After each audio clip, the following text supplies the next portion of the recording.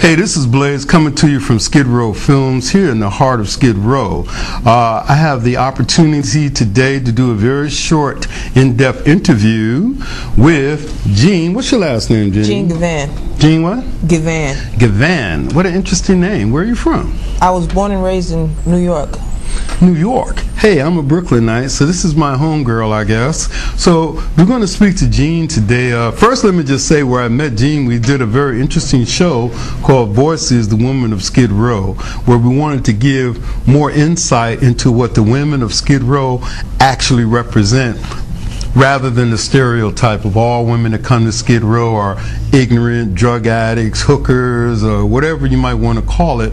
But that's just simply isn't the truth. We find, as we did an interview earlier with General Jeff, that lots of people come down here for economic purposes. It's actually a great place to rebuild your life. So tell us a little bit about how you got here, very briefly, and then we're going to get into your thing, which I just discovered while we're doing this interview, is writing books, something I've always admired and wish I could do. So tell us a little bit about how you came to Skid Row. Okay. Following in the footsteps of the person who was in the interview before me, General Jeff. General Jeff. I, like him, found myself in a financial situation that was challenging. I had come to Los Angeles in the beginning of 2007 to train to be a script supervisor for film. That is someone who has to do with continuity in film, and I was trained in it, and I did some work, but the work was not steady, and hence lack of funds, and that's pretty much what got me into this situation. So I ended up down here, and kind of like as was mentioned in the interview that took place earlier, I found that my situation is not as people would describe. I got here and I found that Skid Row is different than what's often depicted. I believe that Skid Row now has a different face than what people perceive. There are people who are here who are not necessarily drug addicts. I'm not. Who are not prostitutes. I'm not. Who are not ignorant. I'm not. I have a degree in English from Syracuse University and a Bachelor of Arts, and I am a well-rounded individual, but I think that things happen for a reason, because if I had not been in this situation, I wouldn't be able to see the situation as it is and know that there are a lot of good people down here who have had hardships, and then they just need some direction, some resources, and some inspiration to help get them back on track. And then there's a whole wealth of talent and intelligence and a lot of different things, even in the people who are on drugs, who just probably have been in bad situations that cause them to self-medicate.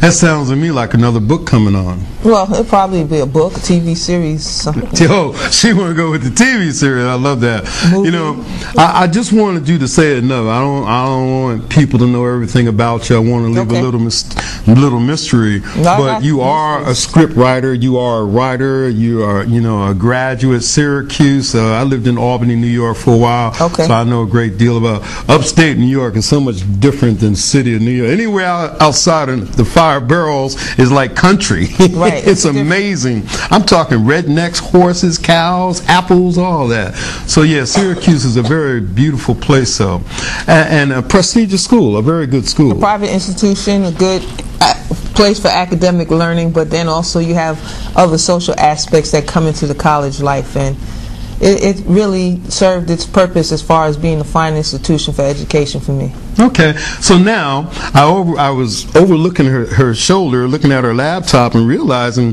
that ever since I saw you, actually you write like it's like breathing for you. Oh yeah. Yeah. So tell us a little bit about your church that you are identified with, the Shantae Moore thing, the books you're doing. Let's start with the books you're doing on the pastures. Okay, I have the church I attend is Hope's House Christian Ministries, which is located in Van Nuys, California.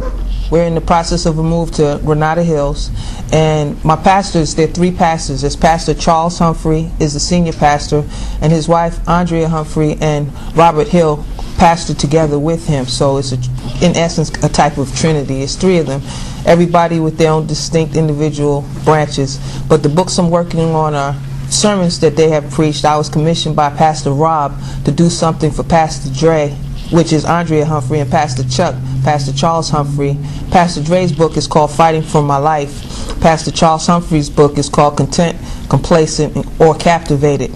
Through that, in my association with Hope's House, I was commissioned by Pastor Dre to do some books for Shantae Moore, who is in attendance at my church.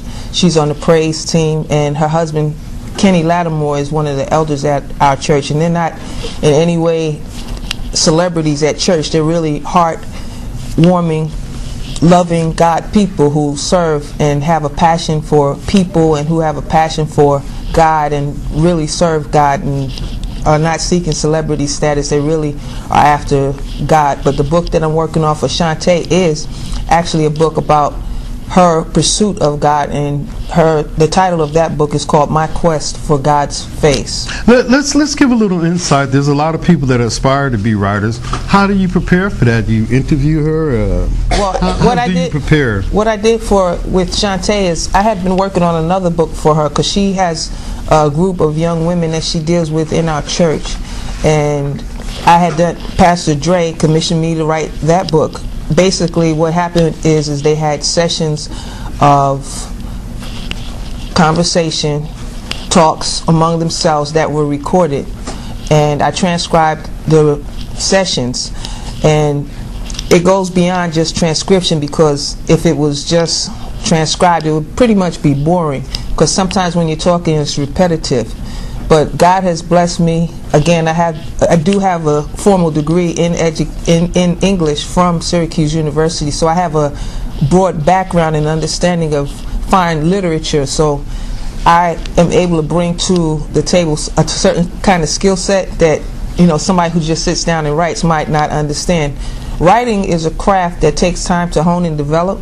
And you can sit down and write, and that's not to knock it, but it's like you could sit down and make a meal, or you could go to culinary school and learn how to make a meal with the different courses. And looks so pretty you don't even want to eat it. And you don't. And some of the things that a chef would do that an ordinary cook would not do, the chef knows and other chefs know. So other writers know certain ingredients, or they could look at something that somebody just did and say this is missing, that's missing, and that person would never know because they don't even know those things exist.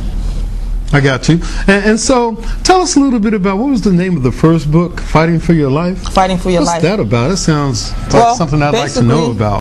When you sign up in Christianity to give your life to Christ, He gives you salvation, but once you, in essence, by accepting Jesus as your Lord and Savior, you enter into a battlefield and you end up, in essence, fighting for your life, because you're confronted with a spiritual enemy, a foe that is against God, but he really can't touch God. He's been kicked out of heaven, the devil, but he and his emissaries try to mess with God's people.